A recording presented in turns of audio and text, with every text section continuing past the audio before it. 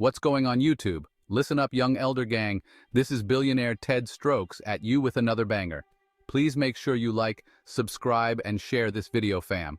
I hope this video get at least 100,000 likes. In this video, you will find history, definitions, scripture, information, and best of all, what we Americans have been deprived of from the beginning, the truth. Keep in mind this content used in this video is intended for entertainment, educational, and informational purposes only. We will give you the total truth, as we best understand it today. Be sure to hit that like button, young elder gang. Hit that subscribe button if you're new to the channel. Hit that bell, and don't forget to check back with us every day for new content. The Jewish calendar is a lunisolar calendar that is based on both the moon and the sun.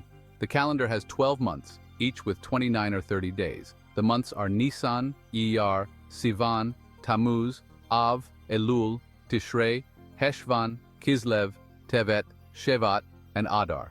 To keep the calendar in sync with the solar year, an extra month is added every 19 years in a cycle called the Metonic cycle. This extra month is called Adar Y and is added in the 3rd, 6th, 8th, 11th, 14th, 17th, and 19th years. The length of a Jewish year can vary from 353 to 385 days. Jewish holidays begin at sundown on the start date and end at sundown on the end date. Holidays end when 3 stars are visible in the sky. The Jewish New Year is Rosh Hashanah, which is celebrated on the 1st of Tishrei, the 7th month.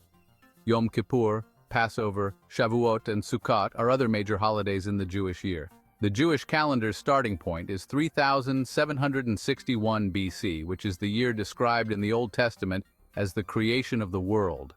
The Jewish year is always 3,761 years ahead of the Gregorian calendar. The Jewish calendar, derived from the ancient Hebrew calendar, has remained unchanged since about AD 900. It is the official calendar of the modern state of Israel and is used by Jewish people throughout the world as a religious calendar. The starting point of Hebrew chronology is the year 3761 BC, the date for the creation of the world as described in the Old Testament. The Jewish calendar is lunisolar, based on lunar months of 29 days alternating with 30 days. An extra month is intercalated every 3 years, based on a cycle of 19 years. Dates of the Jewish calendar are designated AM, Latin Anno Mundi, the year of the world, and BCE, before the Common Era. The Hebrew calendar can be a bit complicated. The basics, however, are that it is lunisolar, dictated by the sun and moon, and that the year count will always be ahead of the Gregorian calendar by 3761, because the Jewish years count from 3761 BCE. Finally, the months are dictated primarily by the moon. If there is a new moon, it's a new month. A full moon will be mid-month. A few years ago, I was in a synagogue, and I overheard one man ask another, "When is Chanukah this year?" The other man smiled slyly and replied, "Same as always, the 25th of Kislev." This humorous comment makes an important point. The date of Jewish holidays does not change from year to year. Holidays are celebrated on the same day of the Jewish calendar every year, but the Jewish year is not the same length as a solar year on the Gregorian calendar used by most of the Western world, so the date shifts on the Gregorian calendar. The Jewish calendar is primarily lunar, with each month beginning on the new moon, when the first sliver of moon becomes visible after the dark of the moon. In ancient times, the new months used to be determined by observation. When people observed the new moon, they would notify the Sanhedrin. When the Sanhedrin heard testimony from 2 independent, reliable eyewitnesses that the new moon occurred on a certain date, they would declare the rosh chodesh, first of the month, and send out messengers to tell people when the month began. The problem with strictly lunar calendars is that there are approximately 12.4 lunar months in every solar year, so a 12-month lunar calendar loses about 11 days every year, and a 13-month lunar gains about 19 days every year. The months on such a calendar drift relative to the solar year. On a 12-month calendar, the month of Nisan, which is supposed to occur in the spring, occurs 11 days earlier each year, eventually occurring in the winter, the fall, the summer, and then the spring again. To compensate for this drift, an extra month was occasionally added, a second month of Adar. The month of Nisan would occur 11 days earlier for 2 or 3 years, and then would jump forward 29 or 30 days, balancing out the drift. In the 4th century, Hillel II established a fixed calendar based on mathematical and astronomical calculations. This calendar, still in use, standardized the length of months and the addition of months over the course of a 19-year cycle, so that the lunar calendar realigns with the solar years. Adar II is added in the 3rd, 6th, 8th, 11th, 14th, 17th, and 19th years of the cycle. The new year that began Monday, September 25, 1995, Jewish calendar year 5756, was the 18th year of the cycle. Jewish year 5758, beginning October 2, 1997, will be the first year of the next cycle. In addition, Yom Kippur should not fall adjacent to a Sabbath, because this would cause difficulties in coordinating the fast with the Sabbath, and Hoshana Rabbah should not fall on Saturday because it would interfere with the holiday's observances.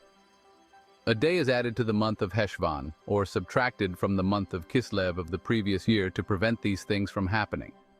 The year number on the Jewish calendar represents the number of years since creation, as calculated by adding up the ages of people in the Bible back to the time of creation. However, it is important to note that this date is not necessarily supposed to represent a scientific fact.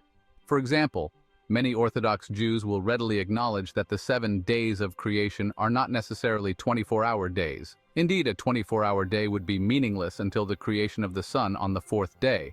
Jews do not generally use the words AD and BC to refer to the years on the Gregorian calendar. AD means the year of our El-Ard, and we do not believe Jesus is the Elard. Instead, we use the abbreviations CE, Common or Christian Era, and BCE, before the Common Era. The first month of the Jewish calendar is the month of Nisan in the spring when Passover occurs. However, the Jewish New Year is in Tishri, the 7th month, and that is when the year number is increased. This concept of different starting points for a year is not as strange as it might seem at first glance. The American New Year starts in January, but the new school year starts in September, and many businesses have fiscal years that start at various times of the year.